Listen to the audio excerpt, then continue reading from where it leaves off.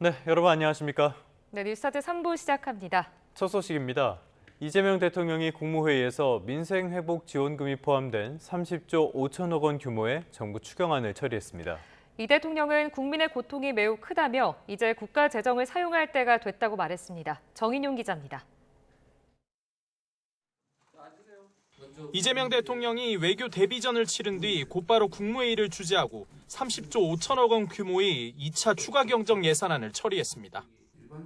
취임 당일 비상경제점검 TF 1차 회의에 이어 지난 9일 2차 회의를 연 지 열흘 만입니다. 이 대통령은 건전재정도 중요하지만 지금은 너무 경기 침체가 심해 정부의 역할이 필요하다고 강조했습니다. 어쨌든 장기적으로 경기 침체가 계속되고 있고 특히 작년 12월 3일 이후로 심리적 위축이 심해서 국가 재정을 이제 사용할 때가 됐습니다. 가장 많이 재정이 투입되는 항목은 전국민 민생회복 지원금으로 10조 3천억 원에 달합니다. 이 대통령은 민생회복 지원금은 소득 지원 측면에서 저소득층을 염두에 두면서도 경기 진작과 형평성도 함께 고려했다고 설명했습니다. 즉 세금을 더 많이 내는 사람을 더 많이 혜택을 보게 할 수는 없지만 최소한 비슷하게 해줘야 되는 거 아니냐. 대통령실은 추경을 두고 대한민국 경제가 다시 뛸 수 있도록 더 늦기 전에 제대로 된 처방이 필요하다며 국회의 신속한 심사도 당부했습니다. 이번 추경이 경기 진작과 민생 안정의 마중물이 되도록 최선을 다하겠습니다. 국회의 적극적인 협조도 당부드립니다. 국무회의에서는 과학기술 경쟁력 강화를 위한 이공계 지원 특별법령 개정안 등 이 대통령이 대선 후보 시절 약속한 공약들도 의결됐습니다. 하정우 대통령실 AI 수석은 과학기술 인재 육성 예산을 대폭 늘리는 등 과학기술 강국 실현에 박차를 가하겠다고 밝혔습니다. 대통령실은 이번 추경 편성에서 가용 재원을 적극 발굴해 국채 발행을 최소화했다며 재정 적자에 대한 과도한 우려에는 선을 그었습니다. YTN 정인용입니다. 세부적인 내용 살펴보겠습니다. 정부가 전 국민에게 1인당 15만 원에서 50만 원의 민생회복 소비 쿠폰을 지급하기로 했습니다. 13조 2천억 원 규모의 민생회복 소비 쿠폰은 두 차례에 걸쳐서 단계적으로 지급되는데요. 1차는 소득 상위 10%와 일반 국민은 15만 원, 차상위는 30만 원, 기초수급자는 40만 원이 지원됩니다. 2차는 건강보험료 등을 통해서 대상을 확정한 뒤에 상위 10%를 제외한 국민 90%에게 1인당 10만 원이 추가 지급됩니다. 종합적으로 상위 10%는 15만 원, 일반 국민은 25만 원을 받게 돼 4인 기구 기준으로는 100만 원이 지원됩니다. 정부는 또 이번 2차 추가 편성을 통해 소상공인 113만 명의 빚 16조 원을 탕감하기로 했습니다. 정부는 7년 이상 5천만 원 이하 소상공인 113만 명의 장기 연체 채권을 사들여 심사를 거친 뒤 소각할 것이라고 밝혔습니다. 이를 위해 추경 예산 4천억 원과 금융권 자금 4천억 원이 투입됩니다. 또 새출밤 기금을 7천억 원 확대해 10만 명에게 빚을 깎아주고 정책 자금에 3천억 원을 투입해 19만 명의 대출 이자를 깎아주거나 만기를 연장해 주기로 했습니다. 지금까지 말씀드린 내용은 경기 진작과 민생 안정을 위한 부분입니다. 여기에 20조 원이 넘는 나라 돈을 풀고요. 국세 수입 감소를 고려해서 10조 3천억 원 규모의 세입 경정도 반영하기로 했습니다. 20조 2천억 원의 추경 예산을 투입해서 소비와 투자를 촉진하고 소상공인과 취약계층의 민생 안정에 집중한다는 방침인 거고요. 부족한 국채 수입 규모를 줄이는 세입 경정을 5년 만에 10조 3천억 원 규모로 반영해서 올해 예산의 차질 없는 진행을 뒷받침하기로 했습니다.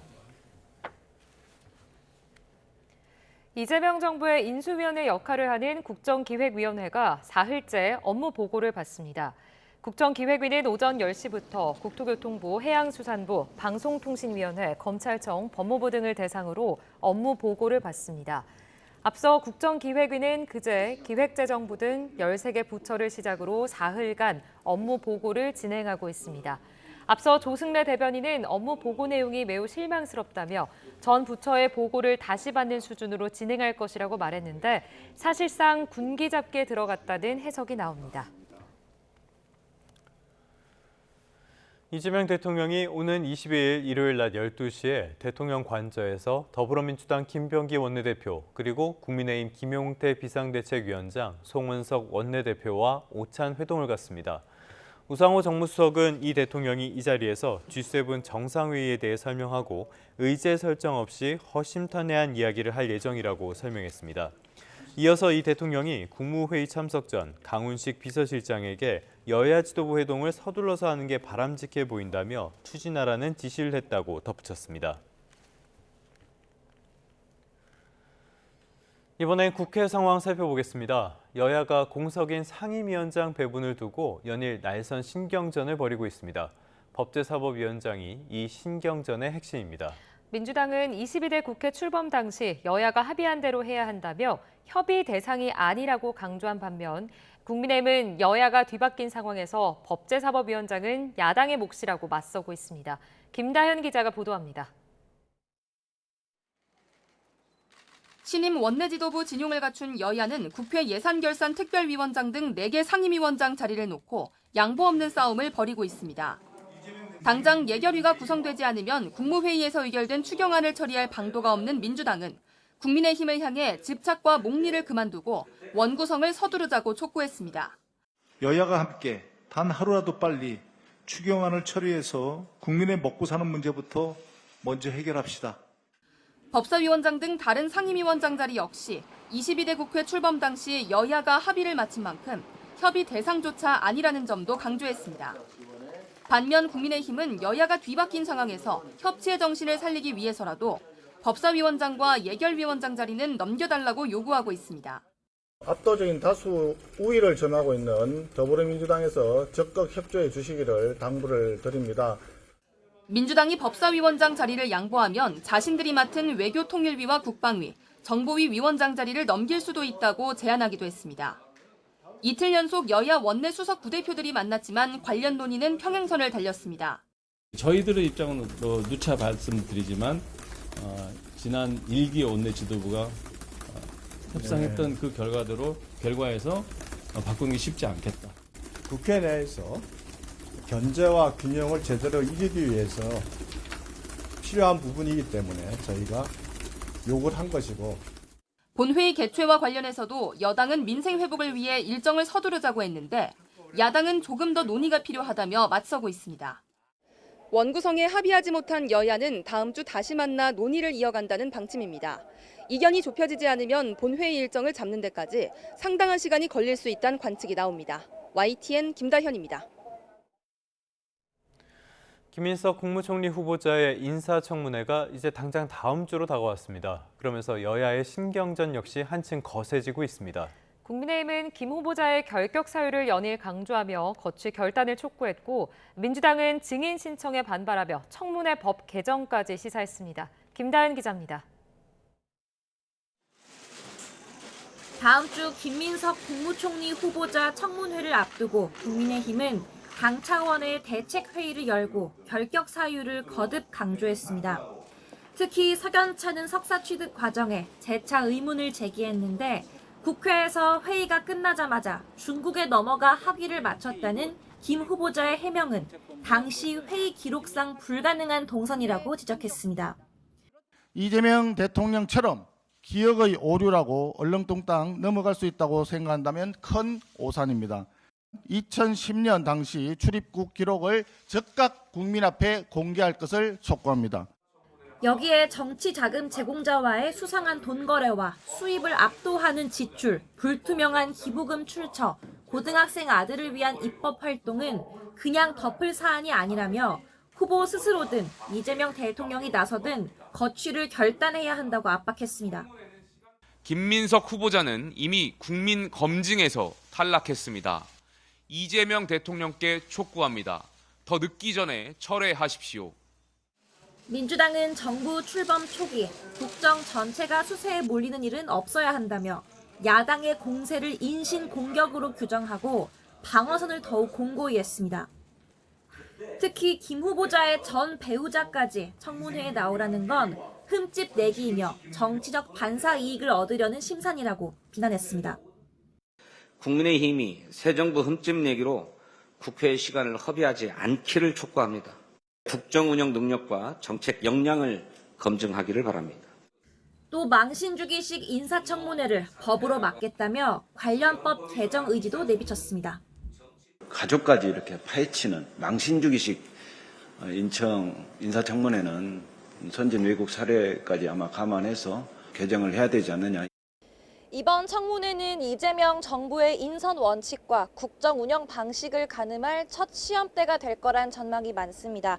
인사청문 전국 내내 여당은 능력 검증에 집중하고 야당은 도덕성 논란 부각에 사활을 걸 거로 보입니다. YTN 김다연입니다. 방금 보신 것처럼 김민석 후보자는 청문회를 앞두고 있고요. 어제는 이종석 국정원장 후보자를 시작으로 청문회가 시작이 됐습니다. 이재명 정부 공직자들에 대한 청문회 전국에 막이 올랐습니다. 여당은 남북관계 연구에 매진한 전문가라고 치켜 세웠지만 야당은 후보자의 안보관과 대북관을 놓고 비판을 이어가면서 여야 사이 고성이 오가기도 했습니다. 윤웅성 기자가 보도합니다. 이재명 정부에서 처음으로 주요 공직자 인사청문회 자리에 선 이종석 국정원장 후보자.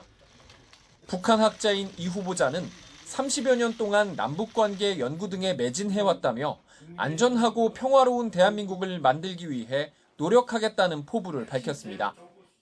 한반도 평화 구축을 실질적으로 지원하고 적극적인 해외 정보 수집 및 분석과 선제적이고 능동적인 경제 안보 활동을 통해 국익 증진에 기여하겠습니다. 모두 발언이 끝나자마자 여야는 자료 제출을 두고 부딪혔습니다. 야당은 방북 내역 등을 달라고 했지만 거부하다가 부실한 자료를 냈다며 날을 세웠고 여당은 평생을 학자와 공직으로 살아와 숨길 게 없다고 이 후보자를 엄호하고 나섰습니다. 겨우 한 장짜리 페이퍼를 제출했습니다. 후보자가 누락이었다고 해명한 것으로 알고 있습니다. 그런데 이건 명백한 거짓말로 저는 생각합니다. 무슨 영리 활동하신 것도 없고 그 외에 외길을 유일하게 학자와 일시적 공직으로 매우 어떻게 보면 단순한 일생을 살아왔다. 특히 야당은 청문회 내내 집요하게 이 후보자의 과거 발언을 소환하며 대북관을 파고들었습니다. 사드 배치 철회를 주장하는 등 친북적이라는 평가가 많다면서 국정원이 대남 연락소로 전락할 수 있다고 지적했습니다. 국정원을 이끄는 수장이 되었을 때 우리 국가정보원이 과연 대한민국을 지키는 기관으로 기능을 할지 아니면 북한의 대남 연락사무소 기능을 하는 그런 기관으로 전락할지. 그러나 이 후보자는 이 같은 주장이 왜 친북적이라고 하는지 가늠하지 못하겠다고 답했습니다. 민주당은 곧바로 이 후보자 엄호에 나섰고 이 과정에서 여야 사이 고성이 오가기도 했습니다. 국정원장 후보자를 대남 연락소장으로 지칭하면서 하는 것 자체는 저는 도저히 수용할 수 없는 겁니다. 윤석열 내란숙의 보호 연락소장입니까? 발언 중이라고요. 왜 반말하고 그래? 발언 중이라고 했어요. 반말 안 했어요. 비공개 청문회까지 마친 정보위는 이 후보자의 인사청문 경과 보고서 채택 여부를 결정할 방침입니다. 이종석 국정원장 후보자를 시작으로 앞으로 김민석 국무총리 후보자 등 내각 인선 청문회가 줄줄이 예정돼 있는데 여야는 인사검증을 놓고 당분간 날선 공방을 주고받을 것으로 보입니다. YTN 윤웅성입니다.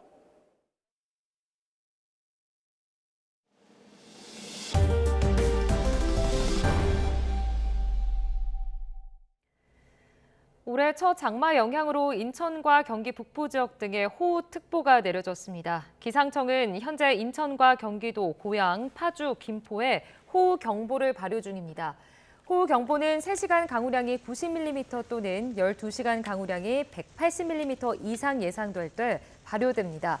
거센 비 때문에 외출이나 차량 운전을 자제해야 하는 수준입니다. 이보다 앞서 새벽 0시 30분에는 강화, 새벽 4시부터는 서해 5도와 옹진 지역에 각각 호우주의보가 발령 중입니다. 경기도 의정부와 양주, 포천, 동두천 등 경기 북부 지역에도 마찬가지로 새벽 5시부터 호우주의보가 내려진 상태입니다. 이보다 앞서 경기 고양과 파주는 새벽 0시 30분부터, 경기도 연천은 새벽 1시 10분부터 호우주의보가 유지 중입니다. 네, 저희가 지금 현장 화면들 보여드리고 있는데요. 여기는 수도권 제1순환선인데 현장 상황을 잘 볼 수가 없을 정도로 비가 내리면서 시야가 많이 안 좋은 모습이 확인됩니다. 이런 곳 지날 때는 속도 줄이시고 철저하게 안전운전 하셔야 되겠습니다.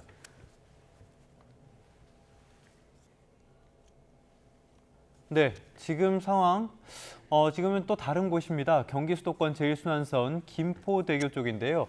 지금 비가 인천 그리고 경기도 북부 이런 쪽에 많이 몰리고 있죠. 이곳 역시도 비가 많이 와서 시야가 안 좋은 모습들이 확인할 수가 있습니다.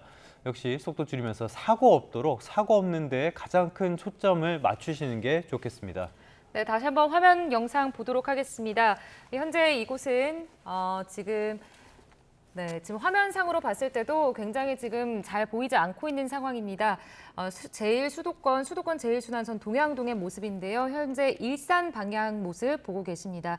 화면으로 보이는 것처럼 지금 차량의 불빛조차도 잘 보이지 않을 정도로 굉장히 뿌연 상황이 진행이 되고 있습니다. 마찬가지로 차량이 지금 계속 출근길 늘어나고 있는데요. 관련해서 출근하실 때 비에 미끄러지시지 않도록 각별히 주의하시기 바랍니다. 다음 영상 또 보시겠습니다. 네, 지금 다음 화면도 한번 보도록 하겠습니다. 지금 나오고 있는 건 순환선 김포대교 남단 쪽인데요. 지금 앞서도 말씀을 드린 것처럼 인천과 경기 북부 지역 같은 곳에 호우특보가 내려진 상태입니다. 특히 김포, 인천 이런 곳에 호우경보까지 발효 중이니까요. 산사태 가능성도 있다는 점 염두에 두시면서 항상 안전사고에 주의하셔야겠습니다. 특히 이렇게 도로를 지날 때는요. 지금 화면으로 보시는 것만 해도 앞에 시야가 굉장히 어둡고 잘 보이지 않고 흐리다는 점이 확인이 가능하니까요. 속도 많이 줄이시고요. 미등도 꼭 켜시고 안전운전 하시기 바라겠습니다. 네, 이어서 전문가와 함께 상황 살펴보도록 하겠습니다. 반기성 YTN 재난자문위원 K-클라이밋 대표와 함께 이야기해보도록 하겠습니다. 대표님 나와 계십니까? 네, 안녕하세요. 지금 비 상황부터 짚어보겠습니다. 어떻습니까? 현재 기상 레이더를 보시면 장마 전선의 강한 비구름대는 북한의 북쪽 지역으로 들어가고 있죠.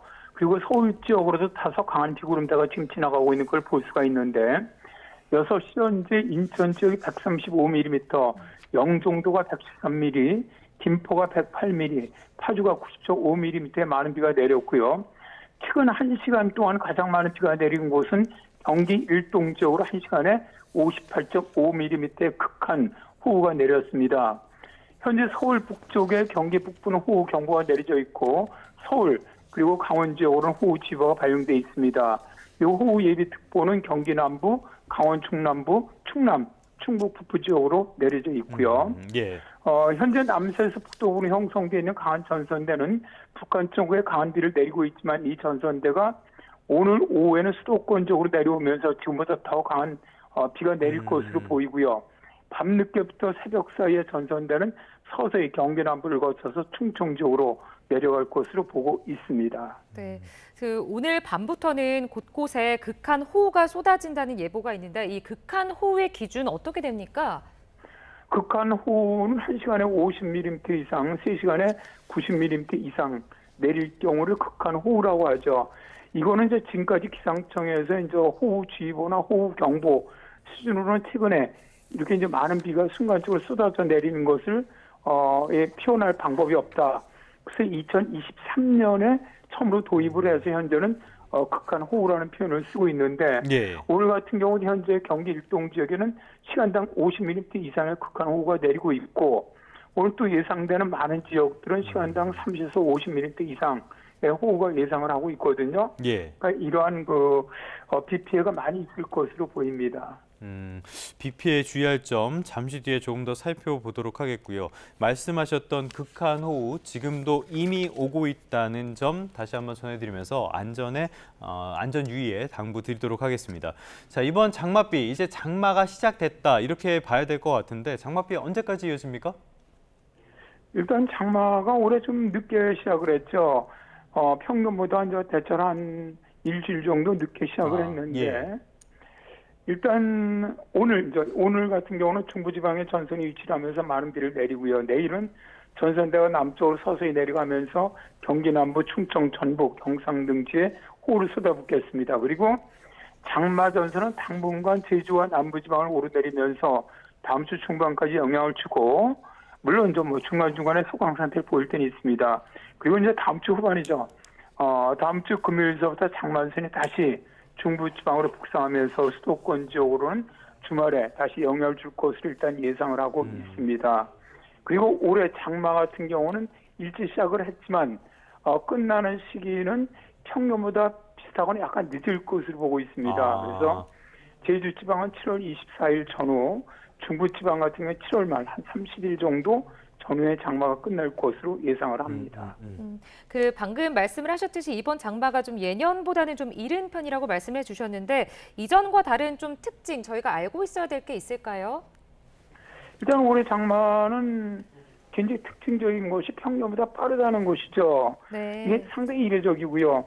기상청 공식 자료가 1973년 이후 자료인데 제주 지역은 2020년이 가장 빨랐고 역대 두 번째로 빠른 장마고요. 중부지방 같은 게 역대 가장 빠른 장마입니다. 지금까지 가장 빨랐던 중부지방이 2020년에 그때는 24일에 시작했는데 이때보다 4일 정도 빠른 셈입니다. 예. 그러면 통계적으로 보면 대개 장마가 일찍 시작하면 우리는 이제 보통 장마가 한 달 정도 지속되지 않습니까? 그러다 보니까 대개 끝나는 시간도 빨라질 걸로 되게 예상을 하는데 예. 지금까지 우리나라 그 장마가 일찍 시작했던 해 1위에서 한 10위까지를 쭉 보면 장마가 일찍 시작한 해가 되게 늦게 끝나요. 예. 그러니까 장마가 시작한 해 장마도 끝나는 일정도 평년과 비슷하거나 좀 늦게 끝나거든요. 예. 그래서 이런 걸로 본다면 일단 올해 장마는 평년보다 다소 길어지겠다. 그런 예상을 좀 할 수가 있겠습니다. 예년보다는 조금 이르게 시작돼서 조금 더 오래 갈 수 있다. 이렇게 장마가 길어지고요. 또 지금처럼 극한 호우가 이어진다. 이렇게 봤을 때는 인천이라든지 산사태 이런 점도 주의를 해야 될 것 같습니다. 어떤 점도 우리가 특별히 신경 써야 될까요? 현재 뭐 인천 지역은 산사태 주의보가 발령이 됐는데 인천은 이제 오늘 새벽에도 이제 호우 경보가 내렸었죠. 근데 이런 산사태 주의보 같은 경우는 반려권자가 시장이나 군수들입니다. 그래서 오늘 보면 예상을 보면은 결국 수도권 전 지역, 강원 지역, 그리고 이제 오늘 밤 늦게부터 내일까지 충청 지역, 전라 지역까지 산사태 이런 특보가 다 계속 발령될 것으로 예상이 됩니다. 현재 주의보 기준 같은 경우는 하루에 100에서 200mm 미만, 강수량은 시간당 20에서 30mm, 일강수 50에서 150mm 예상될 때 주의보가 되는데 오늘 비가 내리는 거는 많이 내리는 지역은 시간당 30mm 이상 내릴 것으로 예상되기 때문에 산사태 경보로 발령될 가능성도 매우 높습니다. 그래서 산사태가 예상되는 지역에 사시는 주민들은 미리 대피 장소를 갖다 좀 확인을 하시고 비상구 물품을 갖다 좀 준비를 하신 다음에 항상 기상예보, 그다음에 현황을 꼭 좀 확인하시는 것이 좋고요. 예. 이제 우리가 산사태 징후가 있다고 얘기하지 않습니까? 어떤 경사면에 물이 새거나 나무가 기울거나 또 집안에 균열이 생기거나 도로가 부풀어 오르거나 이런 징후가 발생하면 바로 즉시 대피하시는 것이 좋습니다. 대피하실 때는 가스나 전기를 차단한 다음에 안전한 장소, 미리 안전한 장소가 다 정해져 있죠. 예. 이런 장소로 대피를 하시고요. 만일 산에 계실 때는 높은 곳으로 이동하시는 것이 좋겠습니다. 알겠습니다. 산사태 주의하셔야겠는데요. 그 말고도 계속 비가 오게 되면 사실 도로에도 문제가 생깁니다.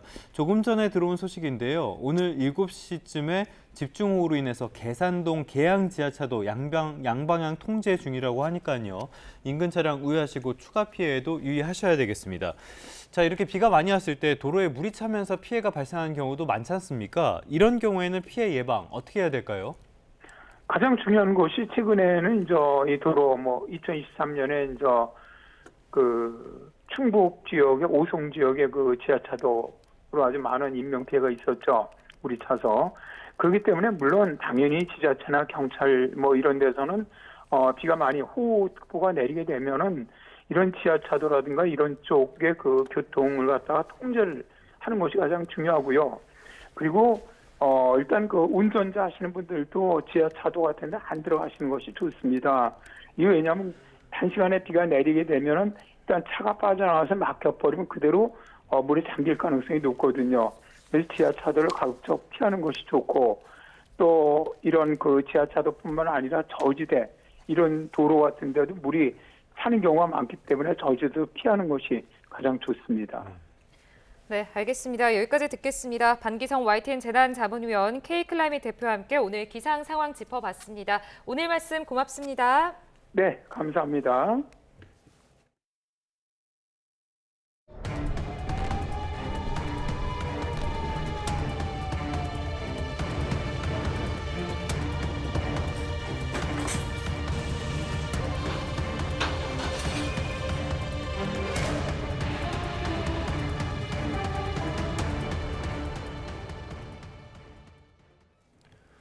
이번엔 중동 상황 살펴보겠습니다. 트럼프 대통령이 이란에 대한 군사 공격 여부를 2주 안에 결정하겠다고 밝혔습니다. 레빗 백악관 대변인은 트럼프 대통령이 이란에 대한 군사 개입 여부에 대해서 이렇게 말했다고 전했습니다. 이어서 트럼프 대통령이 이란과의 협상 가능성이 상당하다는 사실에 근거해 앞으로 2주 안에 결정을 내릴 것이라고 설명했습니다. 트럼프가 밝힌 2주는 이란의 핵 포기 결단을 위한 최종 시한인 것으로 풀이됩니다. 도널드 트럼프 미국 대통령이 이란 포르도의 지하 핵시설을 파괴하는 것이 필수적이라는 생각을 하고 있다고 미국 CBS 뉴스가 보도했습니다. 소식통은 트럼프 대통령이 포르도 핵시설 파괴에 꼭 필요하다면 기꺼이 미군을 개입시킬 의향이지만 이란 정권이 핵 프로그램을 포기하는 데 동의할 상황에 대비해 공격을 미루고 있다고 밝혔습니다. 이란 포르도 핵시설은 원심 분리기가 다수 설치된 우라늄 농축 시설로 지하 80m 깊이에 있어 미군 폭격기로만 운반할 수 있는 대형 벙커버스터로 파괴할 수 있는 것으로 파악됩니다. 미국이 유엔 안전보장이사회에서 열린 분쟁 관련 공개 토론에서 분쟁의 원인 제거가 평화의 핵심이라며 이스라엘을 사실상 두둔했습니다. 이에 중국과 러시아는 이중잣대와 지정학적 야욕에 반대한다며 미국과 이스라엘을 비판하면서 날선 공방이 벌어졌습니다. 뉴욕에서 이승민 특파원입니다. 유엔 안전보장이사회가 이스라엘, 이란 전쟁 등 분쟁과 관련해 공개 토론을 벌였습니다. 미국은 국가의 의지를 행동으로 보여줘야 한다며 이스라엘의 이란 공격을 두둔하면서 포문을 열었습니다. Addressing the causes of conflict is essential for achieving peace and stability. By tackling these underlying factors, national governments can create an environment conducive to long-term prosperity for their citizens. 이에 러시아는 패권 약화를 만회하려는 노력이 분쟁의 원인이라며 미국과 이스라엘을 비판했습니다.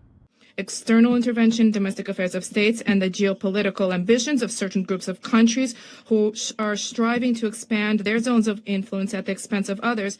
중국도 외세나 특정 국가의 의지를 타국에 강요하면 안 된다며 미국과 이스라엘에 대한 공세에 가세했습니다.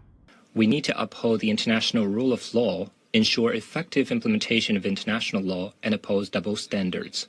On hotspot issues, 한국은 중립을 유지하며 원칙론을 강조했습니다. Third, the Council should take into account the views of different stakeholders to gain a deeper and context-specific understanding of conflicts. 안토니우 구테르스 유엔 사무총장은 이런 분쟁이 지속되면 오는 2030년까지 세계 인구의 3분의 1이 불안정하게 살게 된다고 경고했습니다.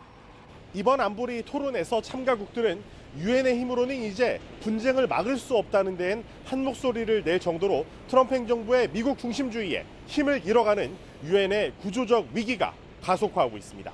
뉴욕에서 YTN 이승윤입니다. 다음 주에 나토 정상회의를 앞두고 미국 국방부가 우리나라를 포함한 아시아 동맹국도 국방비 지출을 GDP의 5%로 늘려야 한다고 밝혔습니다.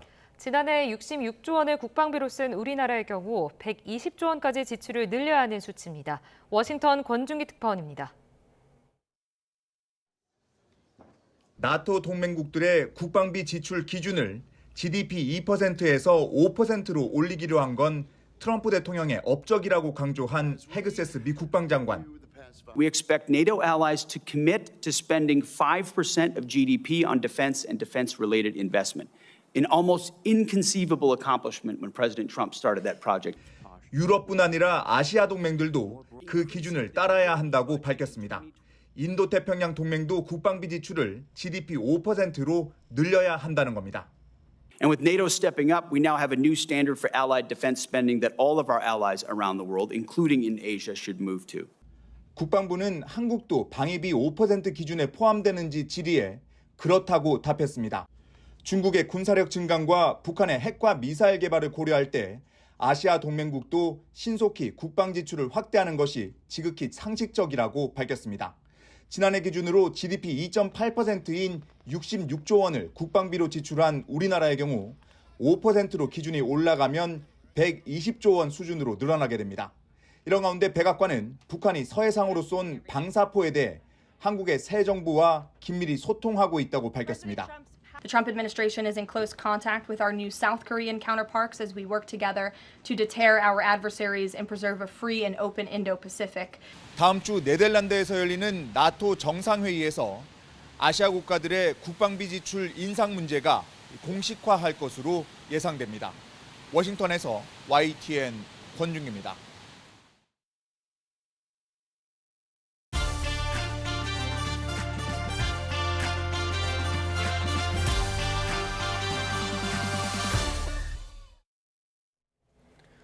금요일 아침입니다. 한 주간의 연예계 소식 전해드리는 시간입니다.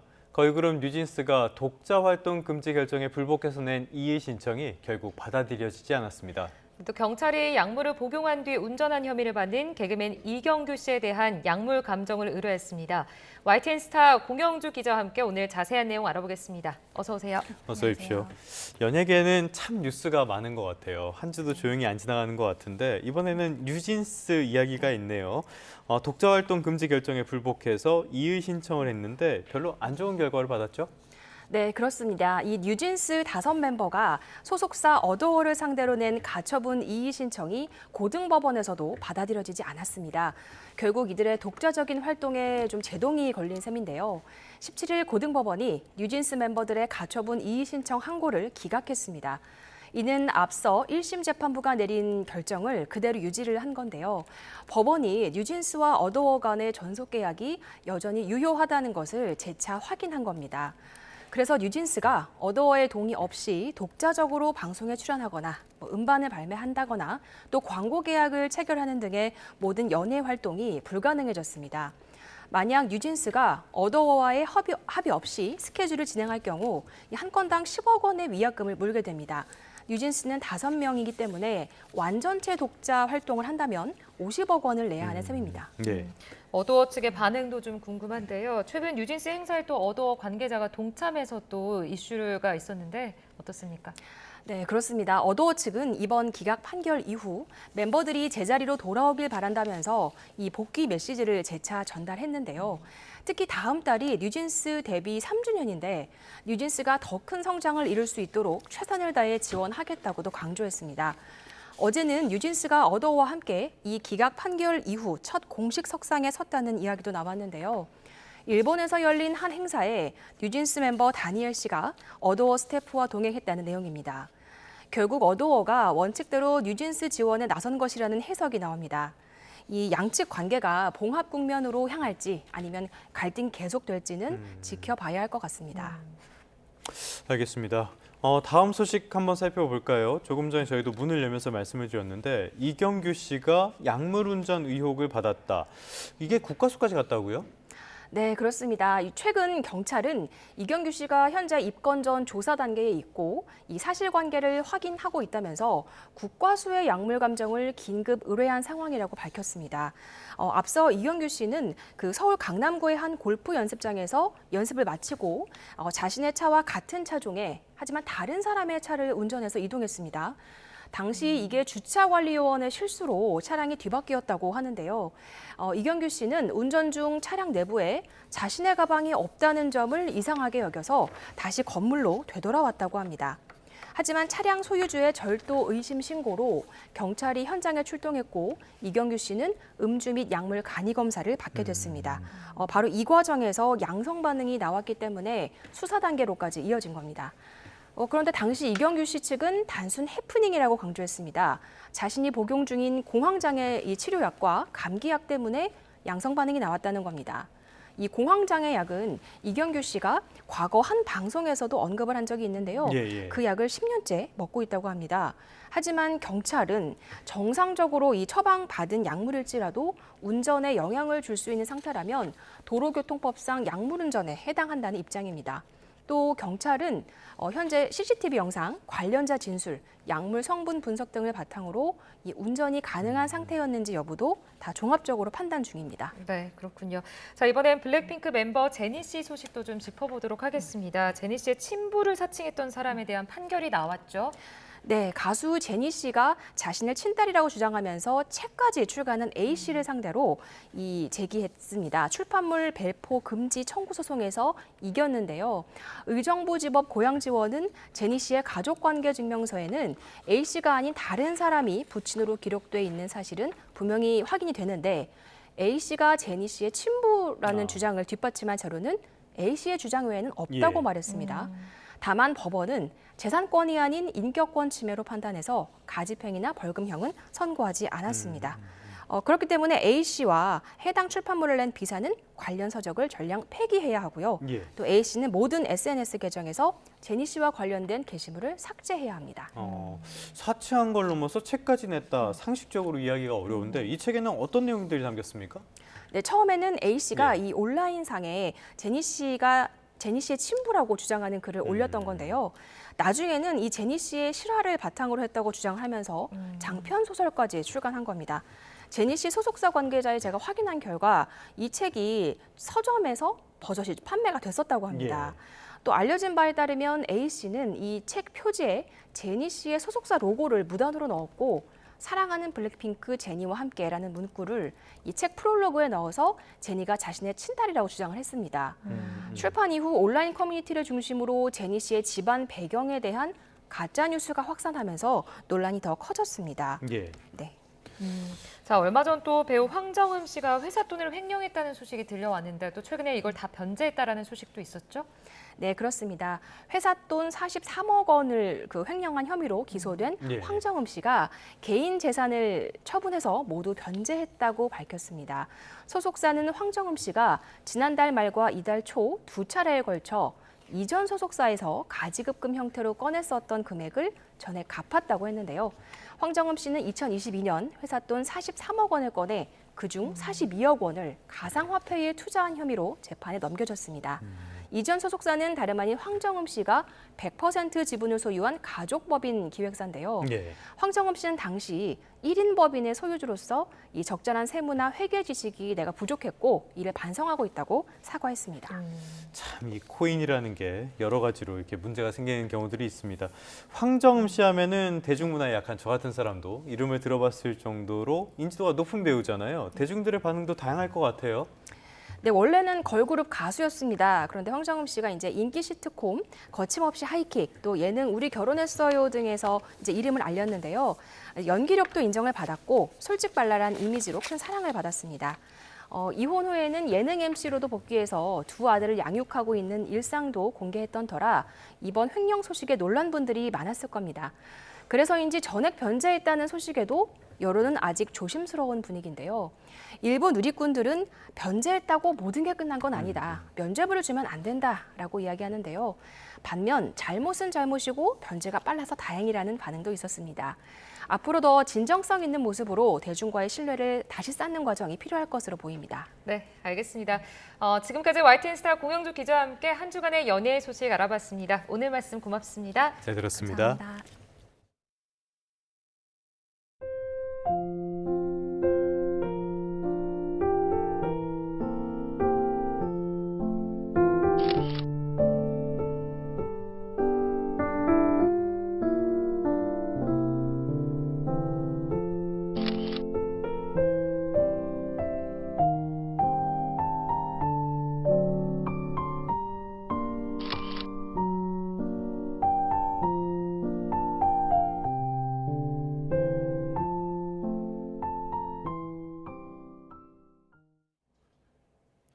네, 30년 가까이 방치됐던 성남시의 옛 하수 종말 처리장이 시민들을 위한 명품 공원으로 재탄생했습니다. 최명신 기자입니다. 성남을 가로지르는 두 물줄기 탄천과 동막천이 만나는 두물머리의 1년 전 풍경입니다. 중앙부의 색다른 커다란 콘크리트 구조물이 시선을 압도합니다. 1997년 준공됐지만 주민 반대로 운영이 중단된 옛 하수 종말 처리장입니다. 산업 폐기물 임시 야적장으로 쓰이는 등 28년 동안 방치된 채 주민 혐오 시설이 됐습니다. 이랬던 곳이 불과 1년 만에 시민들이 즐겨 찾는 명품 공원으로 탄생했습니다. 천변을 따라 조성된 산책로엔 지형적 특성을 살려 성남 두물길이라는 이름이 붙었습니다. 동선을 따라 색다른 모양의 조형물과 어린이 놀이터, 꽃대궐 마당을 만나볼 수 있습니다. 특히 단빛 쉼터엔 달빛과 별빛을 형상화한 야간 경관 조명이 설치돼 수평기에 취한 채 야경을 즐길 수 있습니다. 또 이렇게 머리도 식히고 인근에 있으니까 차 한잔 가볍게 할 수 있는 그런 충분한 공간이 되지 않을까. 너무 좋습니다. 네. 성남시는 주요 동선에 안전펜스와 CCTV를 설치해 야간에도 안전하게 이용하도록 신경을 썼습니다. 그동안 이용 못하시고 바라만 보실 수밖에 없었던 이곳을 여러분의 공간으로, 여러분의 힐링의 공간으로, 여러분의 즐거움이 소록소록 생겨나는 공간으로 많이 이용해 주시면 좋지 않을까 생각을 합니다. 성남시는 내친 김에 세계적인 미술관을 유치해 성남의 대표적인 랜드마크로 발전시킨다는 계획입니다. YTN 최명신입니다. 프로야구 지난해 우승팀 기아가 KT를 꺾고 5연승을 달리며 상위권 팀들을 압박하고 있습니다. 최영우와 위즈덤이 승리를 부르는 홈런포를 날렸습니다. 이경재 기자입니다. 최영우는 지난 17일 군복무를 마치고 돌아온 KT 선발 배재성을 상대로 2회 결승 솔로포를 뽑아냈습니다. 슬라이더를 정확하게 잡아당긴 시즌 12호 홈런. 기아는 4회 위즈덤의 2루타와 오선우의 적시타로 한 점을 더 달아났습니다. 6회에도 추가점을 낸 기아는 7회 위즈덤이 좌측 담장을 넘어가는 투런 아치를 그리며 승리를 굳혔습니다. 선발 올러는 6회까지 삼진 10개를 곁들이며 무실점 피칭을 펼쳐 팀의 5연승을 이끌었습니다. 기아는 선두 한화를 4경기 반차로 따라붙어 추격의 사정권에 뒀습니다. Our defense played phenomenal today. The offense came out and swing, and it makes things really easy whenever we get ahead, and we have the lead, and it makes things easy for me. 선두 싸움을 펼치는 하나와 LG는 나란히 패했습니다. 롯데는 선발 나균환의 호투를 발판 삼아 한화를 4대3로 꺾고 2연승했습니다.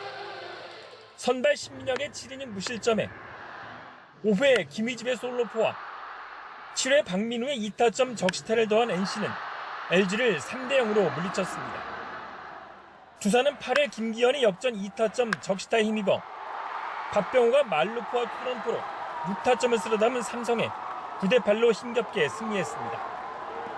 SSG는 연장 11회 석정우의 투런포를 앞세워 키움을 4대2로 눌렀습니다. YTN 이경재입니다. 끝으로 날씨 상황 다시 한번 살펴보겠습니다. 네, YTN 야외 스튜디오 연결해 보겠습니다. 원희다 캐스터. 네, 원희다입니다. 뒤에 보니까 서울도 비가 제법 강하게 내리는 것 같네요. 지금 호우특보가 내려지는 네, 지역 전국이 어디입니까? 장마의 영향권에 든 가운데 현재 경기 북부에는 호우경보가, 서울에는 호우주의보가 유지 중입니다. 지금은 강원도 화천 등지에 시간당 40mm 안팎의 매우 강한 비가 집중되고 있는데요. 출근길 교통안전에 각별히 유의하시기 바랍니다. 네, 중북부 지방은 이미 강한 비가 시작됐고 그 밖의 지역은 집중 호우 시점 어떻게 됩니까? 네, 정체전선상에서 발달한 저기압의 영향으로 그 밖에 중부지방은 오늘 오후부터, 남부지방은 내일부터 고비를 맞겠습니다. 시간당 30에서 50mm 안팎의 국지성 호우가 예상돼 각별히 주의하셔야겠습니다. 자세한 레이더 화면부터 살펴보도록 하겠습니다. 현재 중부와 전북 서부를 중심으로 비가 내리고 있습니다. 특히 보라색과 붉은색의 매우 강한 비구름이 분포한 경기 북부와 인천에는 호우경보가, 서울과 영서 북부에는 호우주의보가 발효 중인데요. 중북부 지방 인근 하천과 계곡에서는 갑자기 물이 불어날 수 있어 접근을 절대 삼가셔야겠고요. 이미 어제 저녁부터 100mm가 넘는 많은 비가 내린 인천에는 산사태 주의보가 발령 중인 만큼 호우 피해 없도록 각별히 주의하시기 바랍니다. 비구름은 점차 그 밖에 저녁으로 확대될 전망입니다. 내일까지 중부와 호남에 최고 120에서 150mm 이상, 영남과 제주도에도 최고 80mm의 많은 비가 예상됩니다. 밤사이 곳곳에서 기온이 25도 아래로 떨어지지 못해 열대야를 기록할 가능성이 있고요. 지금은 청주와 대전 26.5도를 보이고 있습니다. 한낮에는 서울 25도, 광주 27도 등 어제보다 기온이 내려가겠지만 습도가 높아서 후텁지근하겠습니다.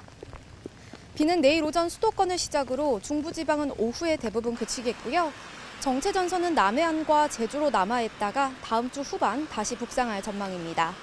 오늘 오후부터 서해안과 강원 산간, 제주도를 중심으로는 바람이 점차 강해지면서 강풍특보가 내려지겠습니다. 썰물 관리와 안전사고에 각별히 유의하시기 바랍니다. 지금까지 YTN 원희다입니다. 네, 6월 20일 YTN 뉴스타트 모두 마무리하겠습니다. 함께해 주신 여러분 고맙습니다.